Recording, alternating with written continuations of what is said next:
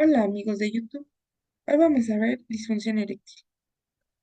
Bueno, para empezar vamos a hacer un repaso de la anatomía y fisiología del pene y de la erección.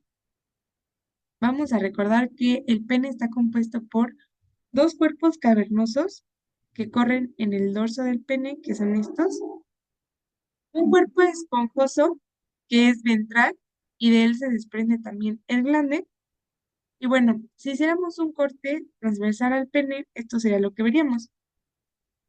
Estos dos son los cuerpos cavernosos. En medio de ellos corre la arteria cavernosa profunda, que es una rama de la arteria pudenda. Y después de esta arteria van a salir muchas pequeñas arterias y vasitos, que son las arterias sinusoidales. Ahora, este de aquí es el cuerpo esponjoso y en medio de él pasa la uretra. Alrededor de todos estos vasitos va a estar el plexo venoso periprostático y envolviendo a todo eso va a estar una túnica que se llama fascia de Beck. Ahora, estas que tenemos aquí son las venas dorsales. Tenemos una superficial, una profunda y dos laterales. Y a un lado de ellas corre el nervio pudendo, que es el que va a inervar al pene. Ahora, digamos que la erección como tal va a tener seis fases. La primera es el estado o fase flácida. En esta, los músculos lisos se encuentran en una contracción tónica, o sea, tienen cierto tono, por así decirlo. Es insuficiente para permitir un flujo sanguíneo bajo, pero que, digamos, que sea suficiente para poder nutrir al pene, simplemente. Ahora, después viene la fase latente, que es la fase de llenado. Aquí es cuando empieza a aumentar el flujo de la pudenda interna, o sea, empieza a haber más sangre aquí. Después viene la fase de tumefacción, que ya es como tal la erección. Aquí va a haber una elevación de la presión intracavernosa porque, digamos que va a haber una reducción del flujo arterial, porque aquí empezó a haber mucho flujo, aquí va a haber una reducción, pero la presión se va a aumentar porque ya no hay retorno venoso, o sea, la sangre que está llegando, toda se está quedando estancada aquí. Después viene la fase de erección completa, que es cuando la presión intracavernosa llega a su 100%. Y después viene la fase de erección rígida, que es cuando hay una contracción del músculo isquiocavernoso, que es este que se ve aquí. Si se dan cuenta, pues se encuentra como en la raíz del pene. Cuando este se contrae, ya no puede entrar más sangre al cuerpo cavernoso, o sea, se detiene el flujo sanguíneo arterial, pero por la otra parte tampoco hay drenaje venoso, o sea, ya la sangre está totalmente estancada. Y eso ya es como tal lo que permite llevar a cabo una relación sexual. Después viene la fase de estumefacción, que ocurre luego de la eyaculación. Aquí habrá una descarga simpática que hace que el músculo liso que está alrededor de los sinusoides y las arteriolas se contraiga. Esto va a reducir el flujo arterial y va a abrir los canales venosos para que la sangre que estaba aquí estancada se empiece a drenar. O sea, prácticamente es lo que pasa en la destumefacción. La sangre que estaba estancada se empieza a drenar y el pene regresa a su estado flácido. Y ya después de aquí podríamos decir que hay un periodo refractario, que lo normal es que dure de 5 a 10 minutos para que el pene pueda volver a tener otra erección. Bueno, después vamos a hablar de las vías autonómicas, que son pues aquellas que van a decir si hay que inhibir la erección o hacer una erección. Y estas dependen del tálamo, del sistema límbico y de la corteza cerebral. Ahora, a través de estas vías autonómicas, pues obviamente la señalización va a depender de neurotransmisores. Los neurotransmisores parasimpáticos, que son la acetilcolina y el óxido nítrico, van a propiciar la erección, van a hacer una erección. O sea, digamos que en fase de relajación parasimpática va a haber una erección.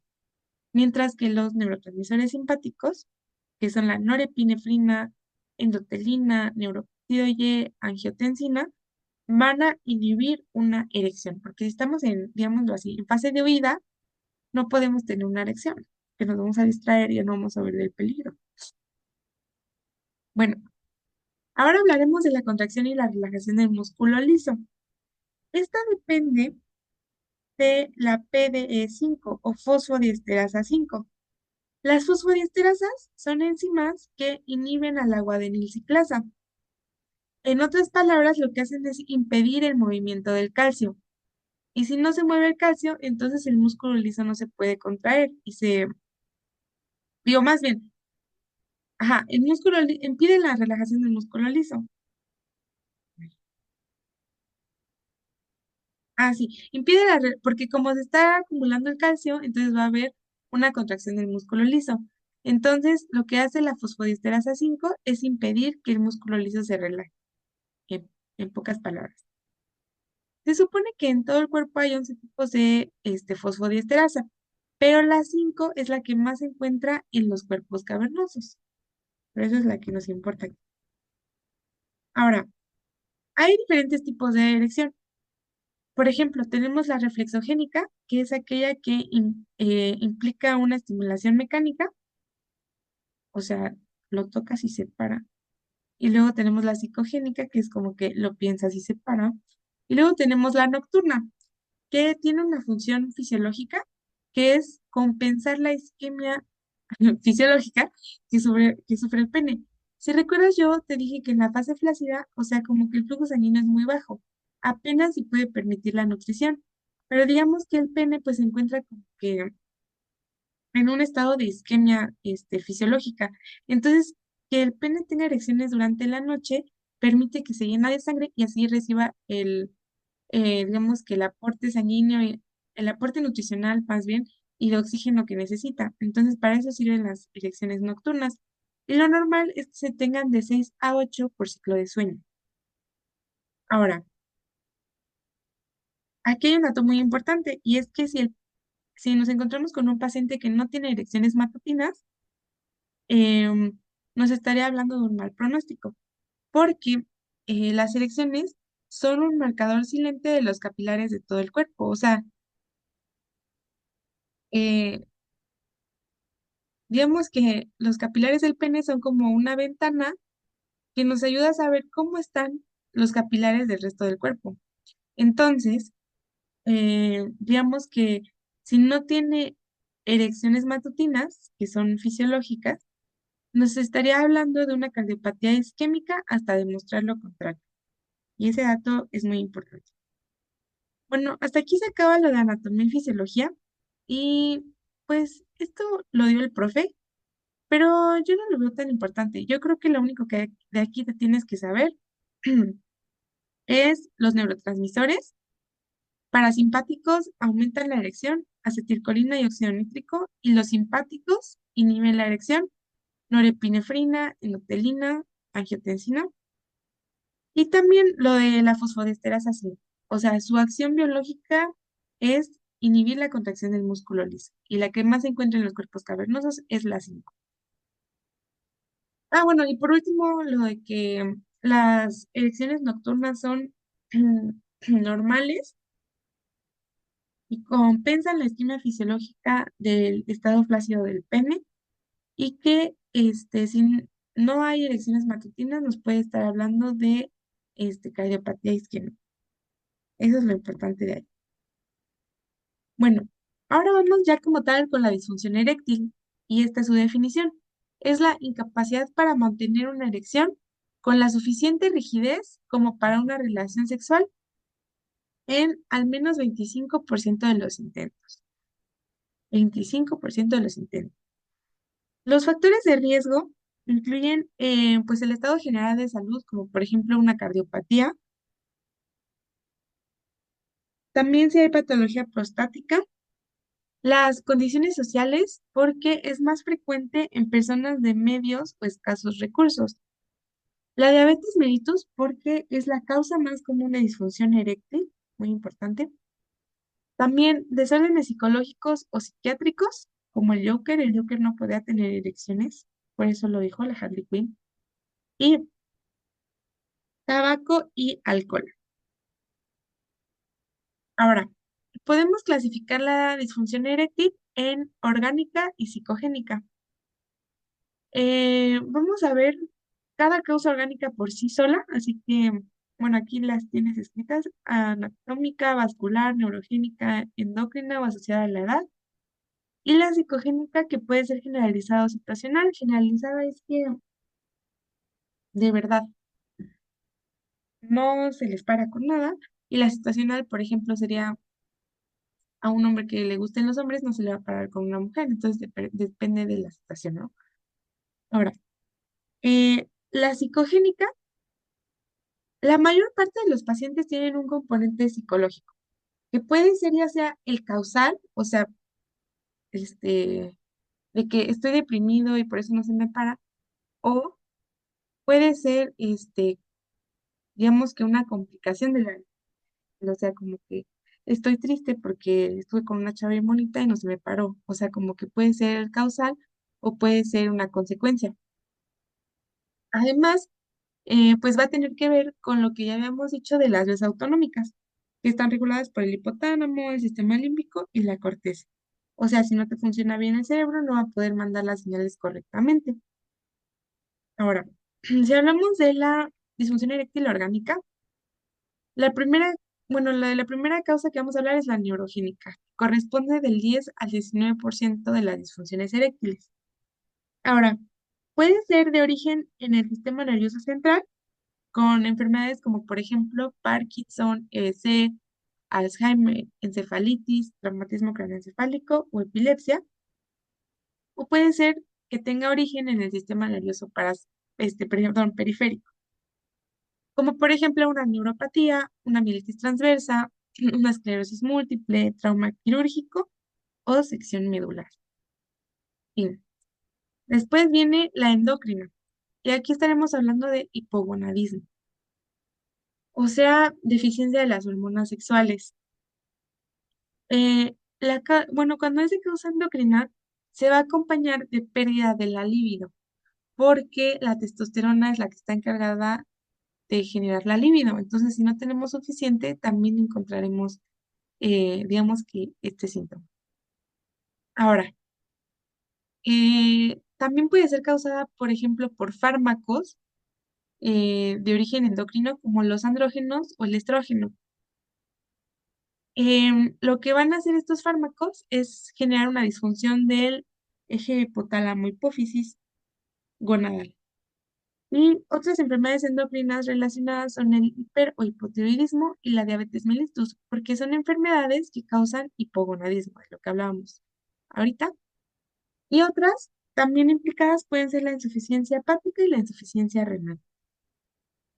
Ahora, si hablamos de la causa arterial, esta se debe a una oclusión traumática o arteriosclerótica del árbol hipogástrico cavernoso. O sea, prácticamente las arterias están ocluidas y no hay manera de que le llegue sangre al pene.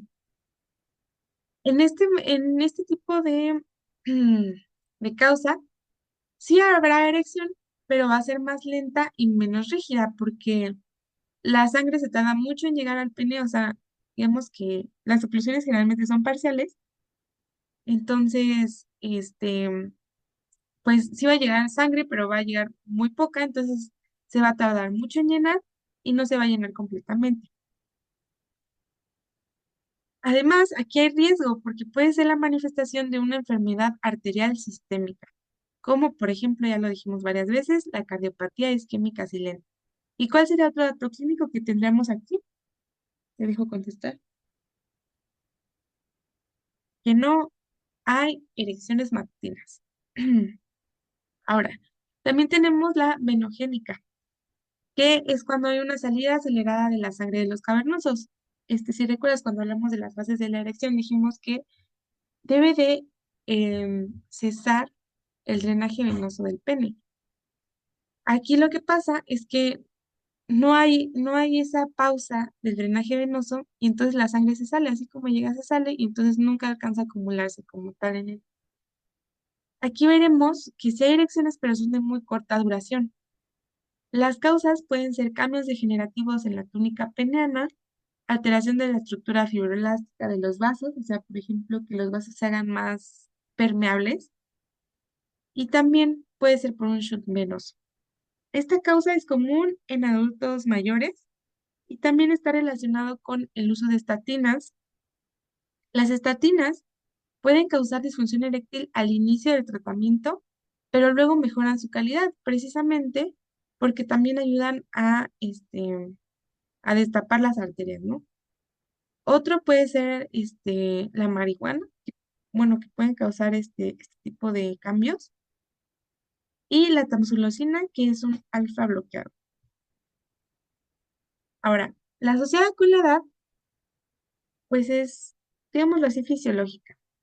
Y lo que vamos a ver son cambios como aumento en el tiempo de latencia para alcanzar la erección, o sea, el pene se tarda muchísimo en llenar, va a tener menos tumescencia, o sea, va a estar menos erecto, va a tener menos fuerza y menos volumen en la eyaculación y va a aumentar el periodo refractario. O sea, lo que quiere decir es aumenta el tiempo entre una erección y otra. Dijimos que lo normal aquí no se alcanza a ver, pero es de 5 a 10 minutos. En los adultos mayores, este periodo refractario puede ir de 2 a 3 semanas. O sea, tardan 2 semanas en poder tener un coito de nuevo. ¿Sí? Después, diabetes mellitus es la causa más común de disfunción eréctil.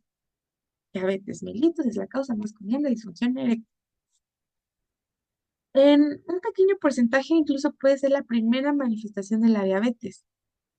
Y las causas es que obviamente hay neuropatía, hay daño al sistema nervioso. Hay también, como ya lo habíamos dicho, puede producir hipogonadismo y también porque causa estrés psicológico. Y como dijimos, las alteraciones psicológicas pueden ser causales de la disfunción eréctil. Y por ejemplo, otra causa puede ser la enfermedad renal crónica. De hecho, se ve en un 20 al 50% de los pacientes que tienen enfermedad renal crónica. Y esto se debe a la hiperprolactinemia. Bueno, digamos que la prolactina tiene que limpiarse o tiene que depurarse por la orina. Cuando el riñón no funciona correctamente por la enfermedad renal crónica, esa prolactina se empieza a acumular y acumular y acumular en la sangre. Y digamos que la prolactina es como tal lo que va a inhibir la erección. O sea, es un antagonista de la erección. Después vamos con el diagnóstico. Lo primero, pues, sería la historia clínica, donde tenemos que buscar una enfermedad subyacente. Aquí el profe dijo, la disfunción eréctil es más un síntoma que una enfermedad. Entonces tenemos que buscar la enfermedad subyacente. Hay que preguntar acerca de la historia sexual. Por ejemplo, el tiempo de evolución, la severidad, las características, o sea, por ejemplo, lo que decíamos en la arterial, que sí va a haber una erección, pero es muy lenta y es, digamos que aguada, no queda tan duro, pues. O por ejemplo, si hablamos de la venosa, que sí se pone erecto, pero que no dura tanto la erección. También acerca de la situación, y es muy importante preguntar si tiene erecciones nocturnas. Ahora, también tenemos que indagar acerca de la historia psicosexual, si tiene relaciones actuales, cómo están esas relaciones, cómo ha impactado la disfunción eréctil en su vida personal, o sea, si está teniendo un componente psicogénico, y pues también tenemos que evaluar la situación. Ahora, existe algo que se llama Índice Internacional de la Disfunción Eréctil, o IFE. Consiste en un cuestionario muy largo, son 10 preguntas, pero son muy largas, em, a las que se les asigna un puntaje. Por ejemplo, 0 es que el paciente no ha tenido actividad sexual, 1 es que nunca le pasa y 5 es que siempre le pasa. Y se divide en 4 categorías, perdón, 5 categorías. La severa es cuando alcanza de 5 a 7 puntos. La moderada es cuando alcanza de 8 a 11 puntos. La media moderada es de 12 a 16. La media es de 17 a 21 y sin disfunción eréctil es cuando tiene más de 22 puntos. Y entonces aquí yo me di cuenta de algo. De 5 a 7 hay 2 de diferencia. De 8 a 11 hay 3 de diferencia. De 12 a 16 hay 4 de diferencia. Y de 17 a 21 otra vez hay 4 de diferencia. O sea, es 2, 3, 4, 4. y ya los que sigue, o sea, como que primero a 5 le sumas 2, luego a lo que te salga le sumas 3, luego a lo que te salga le sumas 4, luego a lo que te salga le sumas 4 y ya lo que te sobre mayor de 22 ya es que no tiene disfunción eréctil. Después, exploración física. Pues como dijimos, hay que buscar la enfermedad subyacente, entonces hay que buscar intencionadamente comorbilidades, como por ejemplo un infarto, no, perdón, hay que evaluar el IMC, hay que ver si tiene enfermedades cardiovasculares, si tiene enfermedades neurológicas.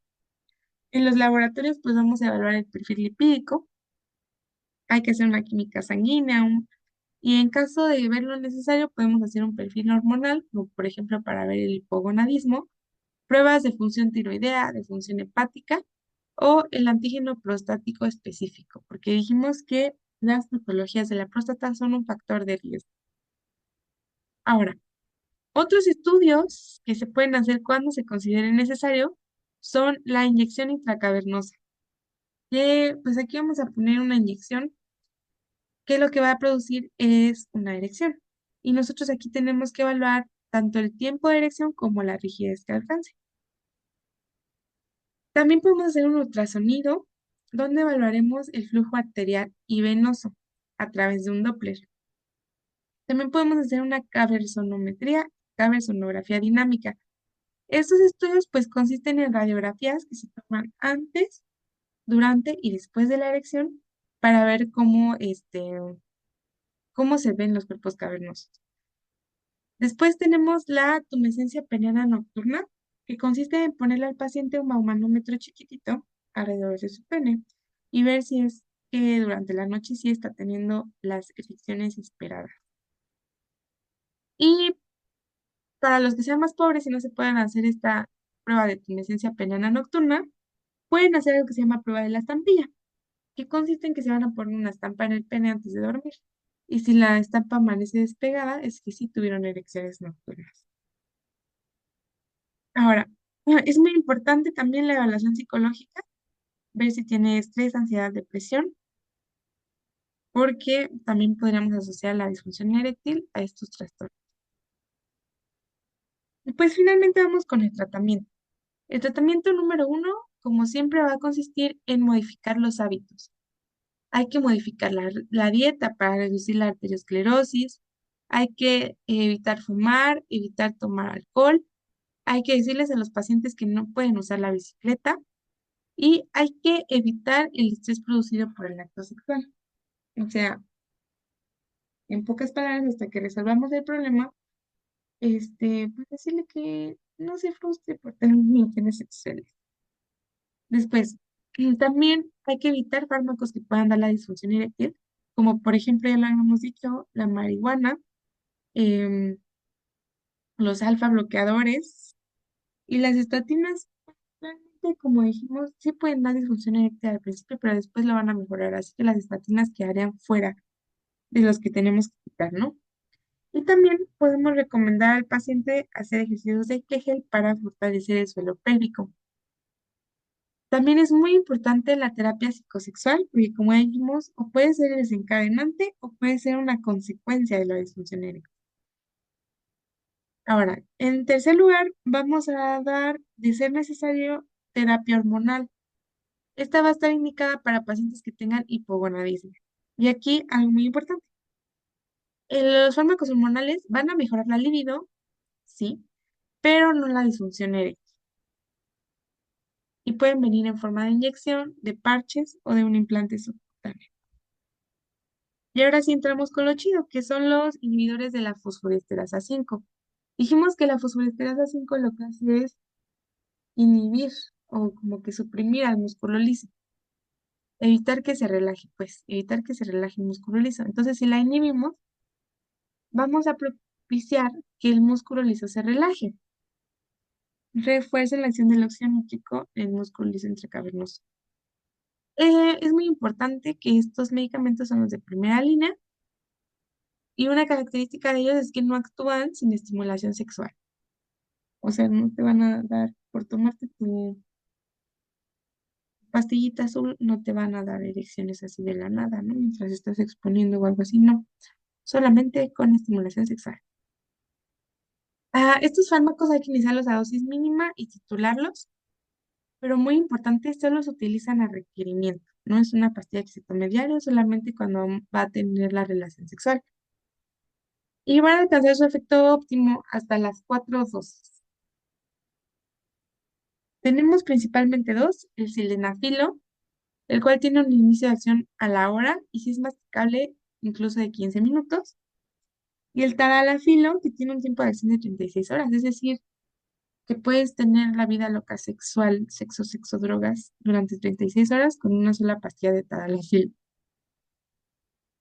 Este medicamento está especialmente indicado en pacientes que tienen hipertrofia prostática benigna más la disfunción eréctil, porque además ayudan a mejorar los síntomas de vaciamiento. Entonces, tadalafilo para pacientes con hipertrofia prostática benigna. Ahora, muy importante los efectos adversos incluyen cefalea, rubor, congestión nasal, visión borrosa o azul, eso está bien loco, mialgia o lumbalgia. Ahora, las contraindicaciones para los inhibidores de la fosfodiesterasa va a ser supuestamente una pregunta de examen y son estas de aquí. Esas te las tienes que memorizar a fuerza. Pacientes con infarto agudo del miocardio en los últimos 90 días, pacientes que tengan angina inestable durante el coito, insuficiencia cardíaca de clase NIJA 2 o mayor, arritmias no controladas, que tengan uso concomitante de nitratos, como por ejemplo el isosorbide o la nitroglicerina, o que tengan antecedentes de priapismo. Ahora, tenemos un concepto que son los pacientes no respondedores, que son aquellos que después de las 4 dosis, que supuestamente son las óptimas para alcanzar eh, pues sí, la funcionalidad de de los inhibidores de de la fosfodiesterasa, no responden.